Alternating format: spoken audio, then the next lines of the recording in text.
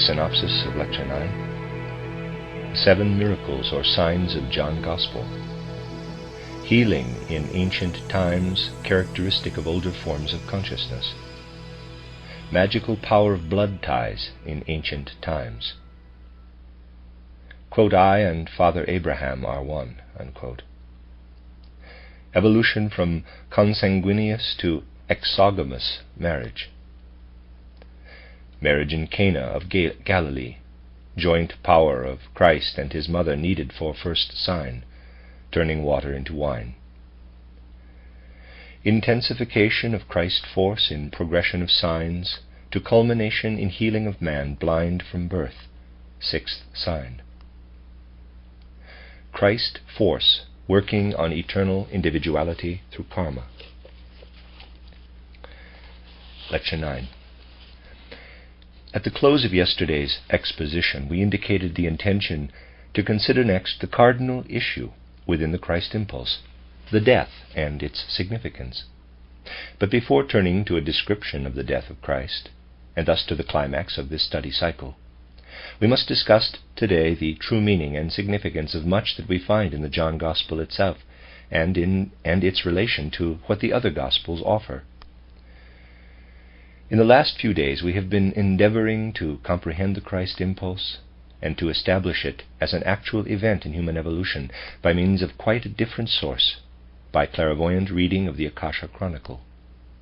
In a sense, we referred only to those passages in the Gospels which appear to confirm what clairvoyant research justifies us in stating as truths. Today, in order to follow up our studies, we shall consider the John Gospel itself and characterize this important document of mankind from a certain aspect. We said yesterday that the theological research of our time, in as far as it is affected by materialism, can find no points of contact with this John Gospel, is unable to see its historical value, but regarded with the vision of spiritual science, this Gospel proves to be one of the most marvelous documents possessed by the human race. It is not too much to say that not only as a religious document, but, to use a profane expression, among all purely literary works in existence, it is one of the greatest. Let us now approach it from this literary angle. From the very first chapters, if rightly understood, and if one knows all that lies concealed in the words, this Gospel of St.John shows a rounded beauty of style equal to any in the world, although a superficial study does not reveal this fact. What superficial observation discloses first is that in enumerating the miracles, the writer of the John Gospel, whose background we now know, mentions precisely 7 up to the Lazarus event proper. The significance of the number 7 will be treated in the following lectures. What were these 7 miracles or signs? 1. The sign in connection with the marriage in Cana in Galilee. 2. The sign given in the healing of the nobleman's son. 3. The one given in the healing of the man who had lain sick for 38 years by the pool of Bethesda. 4. The feeding of the 5,000. 5. The sign given in the vision of Christ walking on the sea. 6. The sign given in the healing of the man born blind. And finally 7, the greatest sign, the initiation of Lazarus, the transformation of Lazarus into the writer of the John Gospel. These are the 7 signs. But now we must ask ourselves, what about these signs, this question of miracles? If you listen attentively to a number of things that were told in the previous lectures, you will remember having heard that the state of human consciousness has changed throughout the course of our evolution. We cast our gaze back to remote times and found that men did not issue from a merely animalistic stage of development, but from a form in which they possessed the power of clairvoyance as a congenital endowment. People of that time were clairvoyant, even though their consciousness still lacked the ability to say, I am. The capacity for self-consciousness was something they had to acquire gradually, and for this they had to forfeit their old clairvoyance. In the future, a time will come again when all men are clairvoyant, but they will have retained self-consciousness, the I am. Those are the 3 stages which humanity has in part passed through in part still has ahead of it. In Atlantis, men still lived in a sort of dream consciousness, but this was clairvoyant. Then they gradually achieved self-consciousness, outer objective consciousness, in exchange for which, however, they had to give up the old gift of dim clairvoyance. And finally, what man will have in the future is clairvoyant consciousness, coupled with self-consciousness. Thus man traverses the path from an ancient dim clairvoyance through an opaque objective consciousness, finally ascending to conscious clairvoyance. But in addition to consciousness, everything else about man has changed as well. The belief that conditions must always have been as they are today is due to nothing but human short-sightedness. Everything has evolved. Nothing has always been as it is today, not even men's relation to each other. You have already gathered from intimations in the last lectures that in older epochs, up to the time when the Christ impulse entered human evolution, the influence of soul upon soul was much stronger. Such was human disposition at that time. A man did not merely hear what was told him in externally audible words. In a certain way he could feel and know what the other felt and thought vividly, livingly. Love was something quite different from what it is today, albeit in those times it was largely a matter of blood ties. Nowadays it has taken on more of a psychic character, but it has lost its strength. Nor will it regain this until the Christ impulse shall have entered all human hearts. In olden times, active love possessed at the same time a healing property, a powerful balm for the soul of its recipient.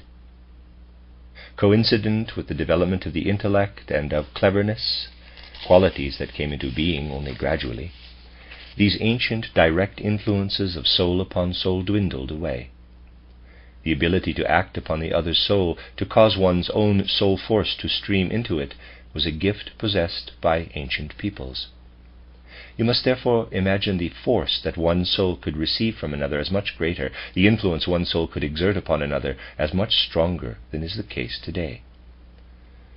Although external historical documents report nothing of all this, and tablets and monuments do not mention it, clairvoyant study of the Akasha Chronicle nevertheless discloses the fact that in these ancient times the healing of the sick, for example, was extensively accomplished through a psychic influence passing from the one to the other, and the soul was capable of much else as well.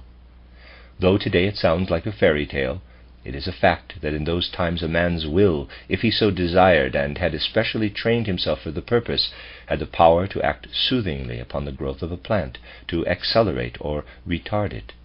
Today but scanty remnants of all this are left. Human life then was very different at that time. No one would have been surprised, given the right mutual relationship, at the passing over of a psychic influence from one person to the other. It must be kept in mind, however, that two or more were needed if the exercise of a psychic influence of that sort was to take effect. We could imagine the possibility of a man imbued with the power of Christ entering our midst nowadays, but those with the requisite faith in him would be very few in number, so that he would not be able to achieve all that can be accomplished by the influence of one soul upon another. For not only must the influence be exerted, someone must be present who is sufficiently developed to receive it. Remembering that formerly those who could receive such influences were more numerous, we should not be surprised to learn that for the healing of the sick there indeed existed the means by which psychic influences could take effect, but also that influences which today can be transmitted only by mechanical means were at that time applied psychically. We must keep in mind that the Christ event entered human evolution at a very special point in time. Only the very last remnants, so to say, of those soul currents that flowed from man to man were left as a heritage of the old Atlantean age. Humanity was about to descend ever deeper into matter, and the possibility for such psychic currents to be effective constantly diminished. That was the moment when the Christ impulse had to enter, the impulse that by its very nature could accomplish so very much for those who were still sufficiently receptive. He who is really familiar with mankind's evolution will therefore find it quite natural that the Christ being, having once entered the body of Jesus of Nazareth in about the 30th year of his life, could unfold very special powers in his sheath, for the latter had been developing since time immemorial. We mentioned yesterday that this individuality of Jesus of Nazareth had in one former life been incarnated in ancient Persia, and then, through one incarnation after another, had continued to rise in its spiritual development. That is why the Christ could dwell in such a body, and why this body could be sacrificed to him. This the evangelists knew well, hence they presented the entire narrative in such a way as to be wholly comprehensible for spiritual research. Only we must take everything in the Gospels literally. That is, we must first learn to read them. As has been said, the deeper significance of the miracles we shall learn in due time. But here we can ask, for example, why precisely in the first of the signs, John 2, 1-11, it is specially emphasized in dealing with the marriage in Cana of Galilee, that this took place in Cana, quote, of Galilee, unquote. Seek as you will, you can find in old Palestine, within the radius then known, no second Cana, and in such a case it would seem superfluous to specify the locality. Why then does the evangelist tell us that this miracle occurred in Cana, quote unquote, of Galilee? Because the important point is to be stressed. Let me read that again. Because the important point to be stressed was that something occurred which had to take place in Galilee. It means that nowhere else but in Galilee could Christ have found just those people whose presence was indispensable. As I said, an influence implies not only the one who exerts it, but the others as well who are appropriately fitted to receive it. Christ's first appearance would not have been possible within the Jewish community proper, but it was possible in Galilee, with its mixture of many different tribes and groups. Just because members of so many peoples from various parts of the world were assembled in one spot, there was far less blood relationship, and above all far less faith in it than in Judea, in the narrow circle of the Hebrew people. Galilee was a heterogeneous racial mixture. But what was it to which Christ, in view of his impulse, felt himself particularly called? We have said that one of his most significant utterances was, quote, "Before Abraham was the I am," and the other, quote, "I and the Father are one," unquote. By this he meant, among those who cling to the old forms of life, the ego is entrenched in a system of blood relationships. The words "I and Father Abraham are one" aroused a very special feeling in the true believer in the Old Testament, a feeling nowadays very difficult to share. What a man calls his own self, circumscribed by birth and death, he sees as transitory. But one who had true faith in the Old Testament, who was influenced by the widespread teachings of that time, asserted not allegorically, but as a fact, "As regards myself, I am isolated, but I am a member of a great organism, of a great life relationship, reaching back to Father Abraham. Just as my finger can remain a living member only as long as it is part of my body, so my memory is contingent upon my feeling myself a member of the great folk organism that goes back to Father Abraham. I am a part of the great folk complex, exactly as my finger is a part of my body. Cut off my finger and it ceases to be a finger. It is safe only as long as it is part of my hand part of my arm, and my arm part of my body. It ceases to have meaning if severed from my hand. And in like manner I myself have meaning only when I feel myself a member of all the generations through which the blood flows down from Father Abraham. Then I feel sheltered. My individual ego is transient and fleeting, but not so this whole great folk organism way back to Father Abraham. When I sense and feel myself wholly embraced by it, I conquer my temporally transient ego. I am sheltered in one great ego, the ego of my people, that has come down to me from Father Abraham through the blood of the generations. That represents the conviction of the Old Testament adherents. All the great events narrated in the Old Testament, everything that even today seems marvelous, occurred through the power of the inner experience contained in the words, quote, "I and Father Abraham are one," unquote. But the time came when men were destined to relinquish this state of consciousness for another, hence it gradually disappeared.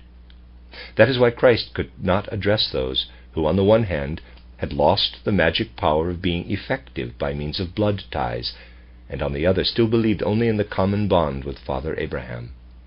Clearly, among these Christ could not find the faith necessary to effect what could flow from his soul into the other souls. For this purpose he had to turn to those who, owing to their mixed blood, no longer clung to this old belief, to the Galileans. That is where his mission had to commence.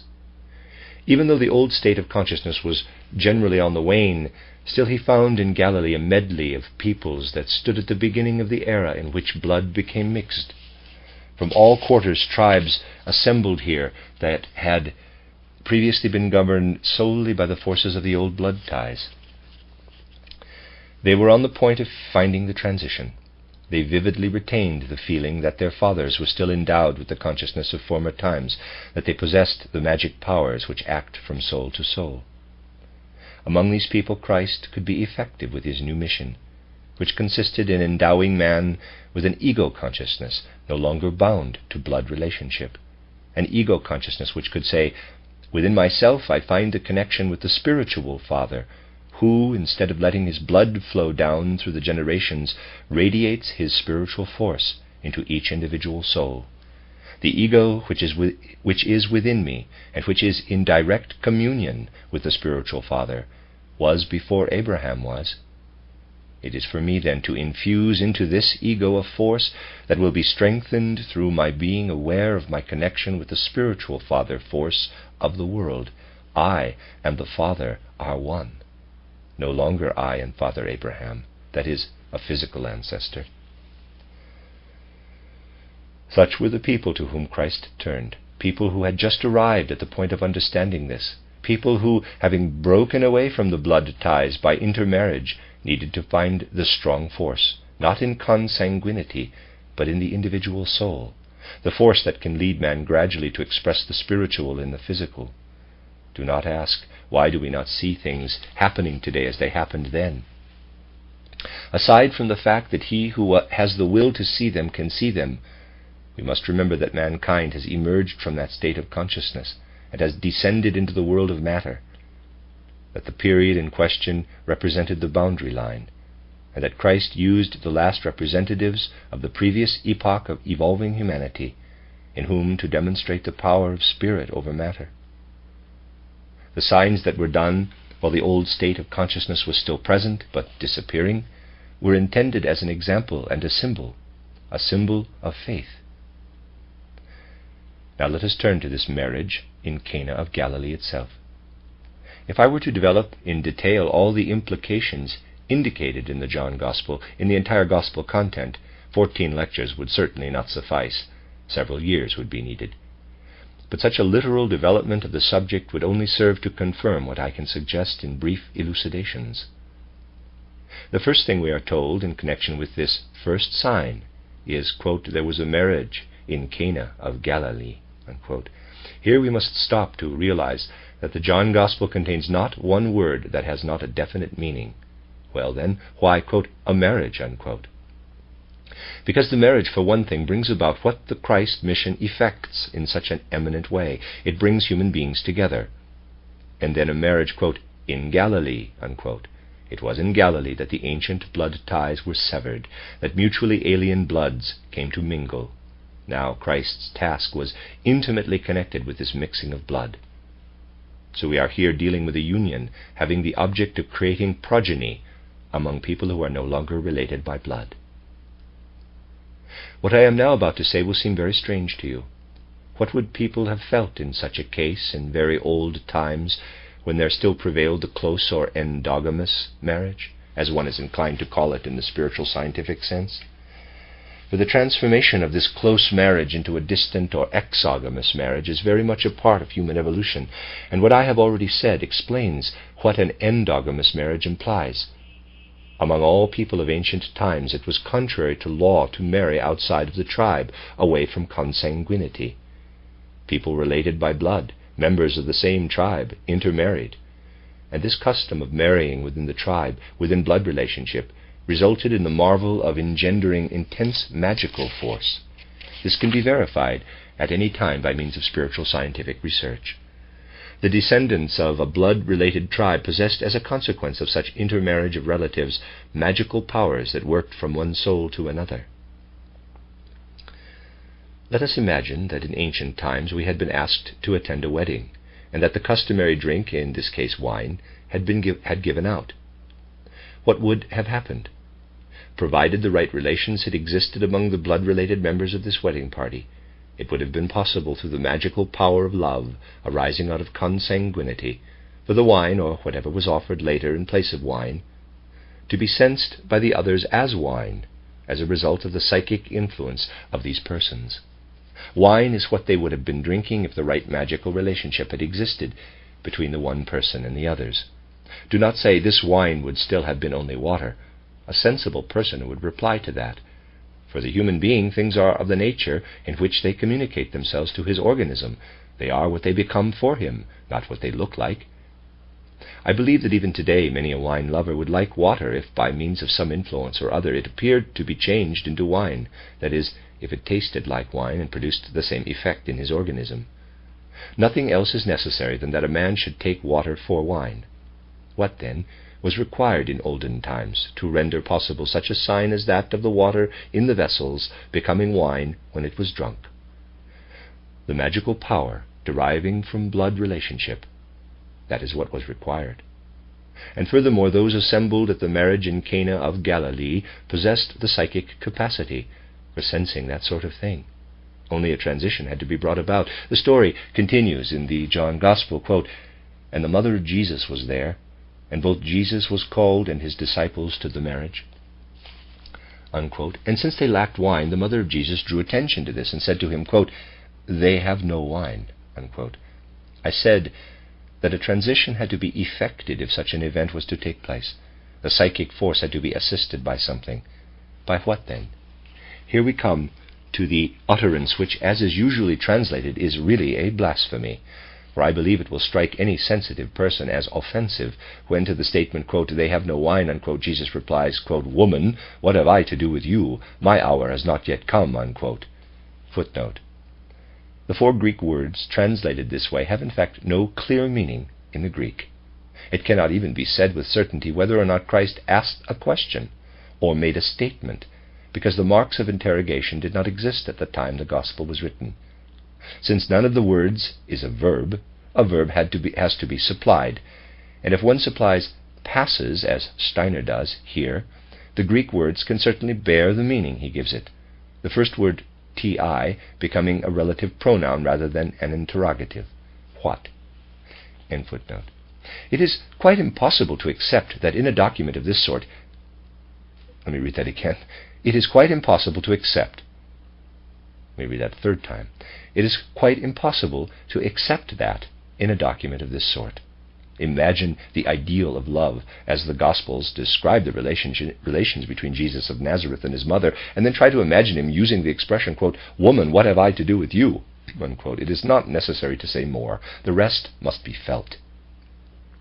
But the point is, these words are not in the text. Examine this passage in the John Gospel, and then look up the Greek text. This contains nothing more than the words employed by Jesus of Nazareth in indicating a certain event. Quote, "O woman, that passes here from me to you," unquote. What he refers to is this subtle, intimate force from soul to soul that passes from him to his mother, and this is what he needs at this moment. Greater signs he is as yet unable to perform, for this, his time, has to gradually ripen. Therefore he says, "My time, the time when I shall merely work through my force, has not yet come." For the present, the magnetic psychic bond that passes from the soul of Jesus of Nazareth to the mother is still indispensable. Quote, "O woman, that passes here from me to you," unquote. Otherwise, after an utterance like, quote, "Woman, what have I to do with you?" unquote, why would she turn to the servants and say, quote, "Whatsoever he says to you, do it," unquote. She had to possess the old forces, of which nowadays people can have no conception. And she knew that he referred to the blood tie between son and mother, to the bond that should then pass to the others. Then she knew that something like an invisible spiritual force held sway, capable of effectuating something. And here let me beg you to read the Gospel, really to read it. I ask how anyone can come to terms with the Gospel who believes that something happened at that wedding, I really don't know what, that 6 ordinary jars stood there, quote, "for the Jewish purification," unquote, as we are told, and that according to ordinary observation, without reference to anything such as we have just been considering, the water turned into wine. How could such a thing have come about externally?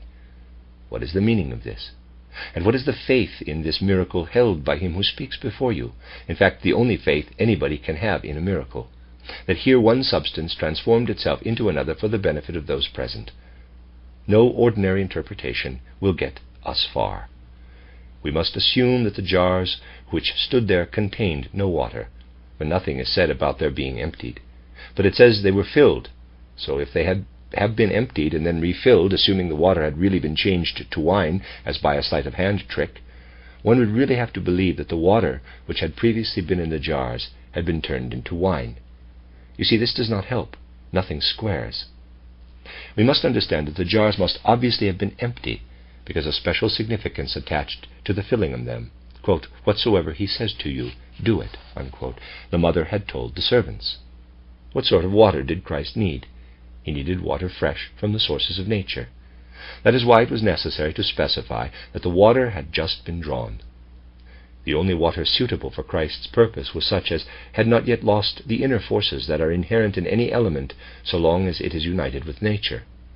As has been said, the John Gospel contains not one word that is not fraught with deep meaning. Freshly drawn water had to be used because Christ is the being who had but recently approached the earth and become associated with the forces that work in the earth itself. Now, when the living forces of the water work, in turn, with what flows, quote-unquote, from me to you, it becomes possible for the event described in the Gospel to take place. The steward of the feast is called, and he is under the impression that something unusual has occurred. He does not know what this was. It is specifically stated that he had not seen what happened, only the servants had seen it. But under the influence of what has taken place, he now takes the water for wine. That is stated clearly and distinctly. So we know that through psychic force, even an outer element, that is the physical component of the human body, was affected.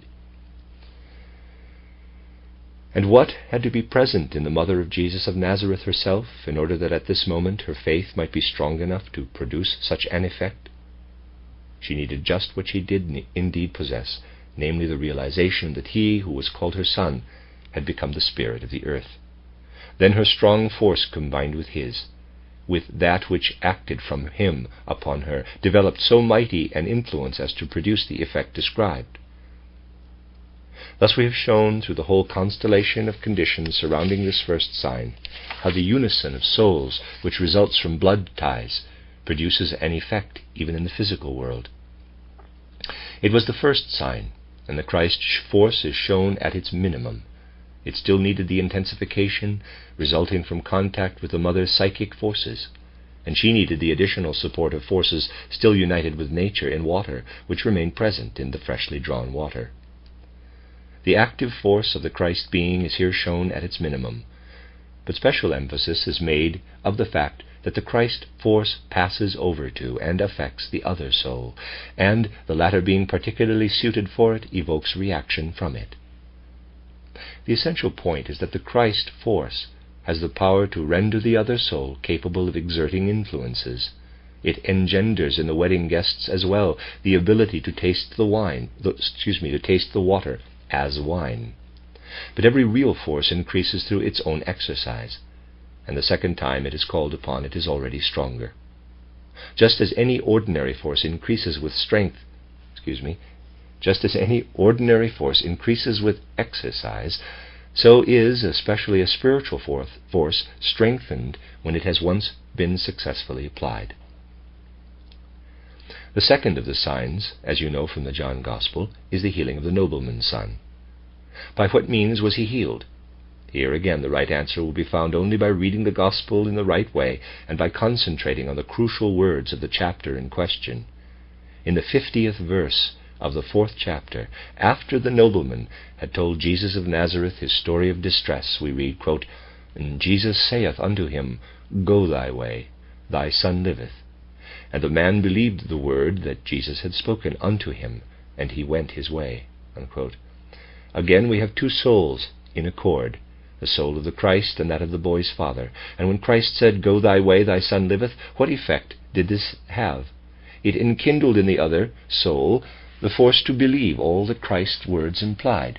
These two forces worked together. Christ's utterance had the power so to kindle the other soul that the nobleman believed. Had he not believed, his son would not have recovered. That is the way one force acts upon another. Two are needed. And already here we find a greater measure of the Christ force. At the marriage in Cana, it still required the support of the mother's force in order to function at all. Now it has progressed to the point of being able to impart the kindling word to the nobleman's soul. The kindling word to the nobleman's soul. We behold an intensification of the Christ force. Passing to the third sign, the healing at the pool of Bethesda of the man who had lain sick for 38 years, we must again seek the most important words that throw light on the whole subject. They are these: John 5:1-9. Quote, Jesus saith unto him, Rise, take up thy bed, and walk. Unquote. Speaking of his being forced to remain prone, the sick man had previously said that he could not move. Quote, Sir, I have no man, when the water is troubled, to put me into the pool, but while I am coming, another steppeth down before me. Unquote. But Christ spoke to him, and it is important that it was on the Sabbath, a day of general rejoicing and great brotherly love, clothing his injunction in the words, quote, Rise, take up thy bed, and walk. Unquote. This utterance we must take in conjunction with the other equally important one, in which he tells him, quote, Behold, thou art made whole. Sin no more, lest a worse thing come unto thee. Unquote.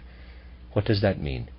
It means that there was a connection between the man's sickness that had persisted for 38 years and his sin. We need not inquire at the moment whether the sin had been committed in this life or in a former one. The point is that Christ infused into the other's soul the force to accomplish something that reached right down into his psycho-moral nature. Here again we see an intensification of the Christ force. Previously, all that was involved was something intended to produce only a physical effect. But here it is a question of a sickness of which Christ himself said that it had to do with the man's sin. At this moment Christ was able to intervene in the sick man's very soul. The previous sign still required the presence of the boy's father, but here the Christ force acts directly on the sick man's soul. A special magic is lent this event by reason of its having been enacted on the Sabbath. Present-day man no longer has any feeling for such things, but the fact that this happened on the Sabbath meant something to a believer in the Old Testament. It was something very special. That is why the Jews were so indignant at the sick man when he carried his bed on the Sabbath. That is an extraordinarily significant detail. People should learn to think when they read the Gospels. They should not consider it a matter of course that the sick man could be cured, that one now walked who for 38 years had not been able to walk. What they should do is ponder a passage such as the following, quote, The Jews therefore said unto him that was cured, It is the Sabbath day, it is not lawful for thee to carry thy bed. Unquote. What struck them was not that the man had been cured, but that he carried his bed on the Sabbath. So the whole scene was an integral part of the healing of the sick man, which had to take effect particularly on the hallowed day. Christ himself harbored the thought, if the Sabbath is indeed to be dedicated to God, the souls of men must enjoy special strength on this day by virtue of the divine force. And it was by means of this force that he worked upon the man before him. That is, it was transmitted to the sick man's own soul. Hitherto the latter had not found in his soul the force that would overcome the consequences of his sin, but now he has it as an effect of the Christ force. Once again, an intensification of the Christ force. As I have said, the essential nature of the miracles will be dealt with later, but for the moment we will continue on. The fourth sign is the feeding of the 5,000. Again we must seek for the most significant passage, and we must bear in mind that an event of this sort should not be viewed in the light of present-day consciousness. Had those who wrote about Christ at the time the John Gospel was written believed what our materialistic age believes today, their narratives would have been very different, for quite other things would have struck them as important. In this case they were not particularly surprised even at the phenomenon of 5,000 being fed from so small a supply. But what is most important and specially emphasized is the following passage, quote, And Jesus took the loaves, and when he had given thanks, he distributed them to the disciples, and the disciples to them that were set down, and likewise of the fishes as much as they would. End quote. John 6:11. Just what is it that Christ Jesus does here? In order to bring about what was to take place, he makes use of the souls of his disciples, of those who had been with him and had by degrees matured to the level of his stature. They are a part of the procedure. They surround him. In their souls he can now evoke a power of charity. His force flows forth into that of the disciples. Of the manner in which this event could take place we will speak later, but here we must again observe an increase in the Christ force. Previously he infused his force into the man who had lain sick for 38 years. Here his force acts upon the force of the disciples' souls. What is active here in the intensification of forces that proceeds from the soul of the Master to the souls of the disciples? The force has expanded from the one soul to the souls of others. It has become stronger. Already at this point, then, there dwells in the disciples' souls the same principle that dwells in the soul of Christ. Anyone inclined to ask what happens as a result of such an influence should observe the facts, should consider what actually occurred when Christ's powerful force acted not alone, but kindled the force in other souls, so that it then worked on. There are none today with such living faith. They may believe theoretically, but not with sufficient strength. But not until they do so will they be able to observe what occurred there. Spiritual research knows very well what occurred. So we observe a step-by-step increase of the Christ force. The fifth sign told in the same chapter begins, quote, "And when even was now come, his disciples went down unto the sea, and entered into a ship, and went over the sea toward Capernaum. And it was now dark, and Jesus was not come to them. And the sea arose by reason of a great wind that blew. So when they had rowed about 25 or 30 furlongs, they see Jesus walking on the sea, and drawing nigh unto the ship, and they were afraid." End quote, John 6:16-19, footnote. The translators who have used the word walk, here criticized by Dr. Steiner, were giving an English equivalent for the Greek word peripatine, which does indeed mean to walk around or stroll, and not to approach. Steiner is saying here what should have been written, not what all the MSS say about what was written. Steiner's word was da hergehen, meaning approaching. End of footnote. Modern publishers of the Gospels assign to this chapter the highly superfluous title, Jesus, quote, "Jesus walks on the sea," unquote, as though that were stated anywhere in this chapter. What does it say? Quote, "Jesus walks on the sea," unquote. It says, quote, "The disciples saw Jesus approaching on the sea," unquote. That is the point.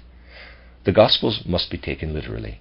It is simply a case of the Christ force having again increased in strength.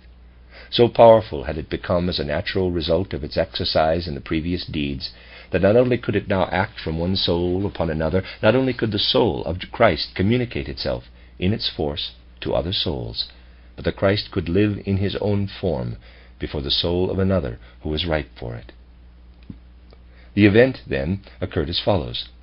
Someone who was absent possesses so great a force that it acts upon men at a distance, far away. But the influence of the Christ force is now so powerful that it does more than set free a force in the disciples, as had been the case with those who had sat with him on the mountain. There the force had merely passed over into the disciples in order that the miracle might be performed.